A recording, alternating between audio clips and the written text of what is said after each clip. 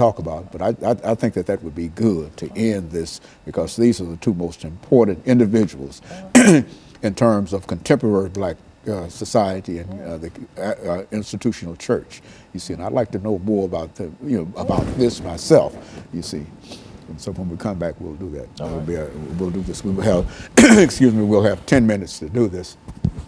I need some water myself. Yeah.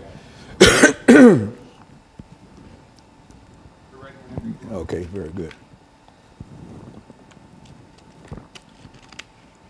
Thank you. Now, HMarbury33. Yes, that's it. Okay, well, I have to do that every time. Let's see, you're giving us some excellent, and I don't want to make any noise.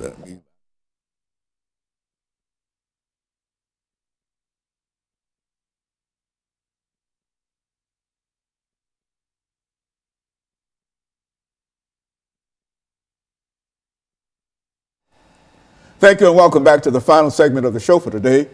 We're talking to Dr. HMarbury from Vanderbilt University, and he's giving us some information in reference to African Americans and the institutional church.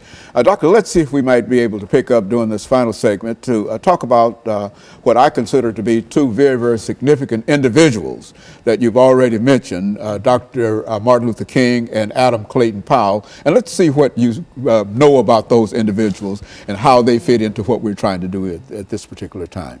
Right.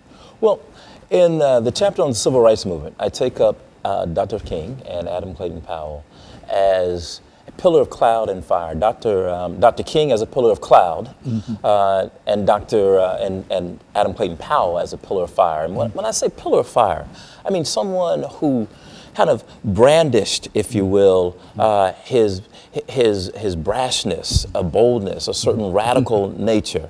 Adam Clayton Powell was very clear while he was in Congress that he called himself the baddest Negro in Congress. Yeah, go on. Right. and he flouted the rules.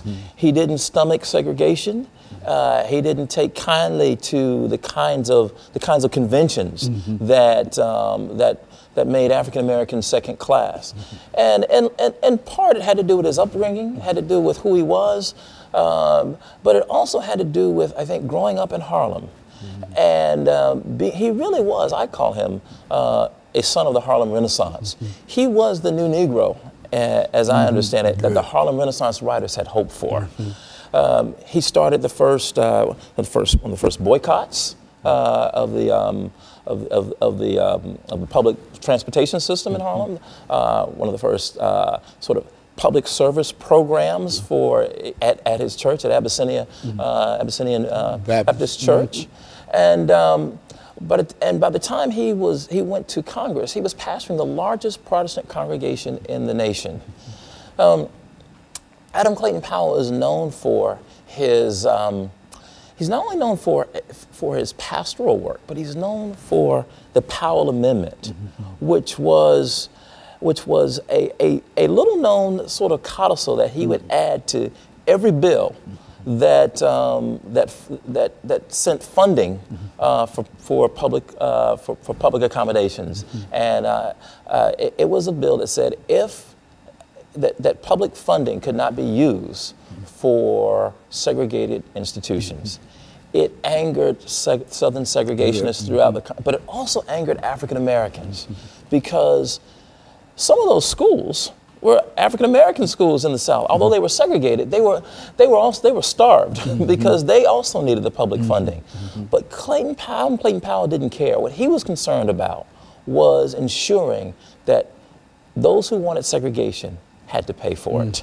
And so he starved them all to death until he was able to get the Civil Rights Bill in 1964. That was his victory in the Civil Rights Bill of ’64.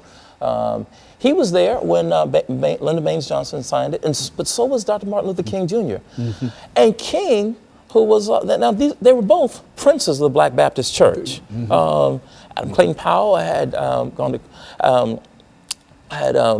attended school in New York. His father, his father, in many ways, had groomed him to be a prince of the Baptist Church.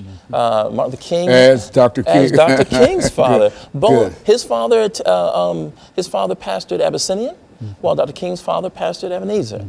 And they both groomed their sons for the roles that they would take. They both went to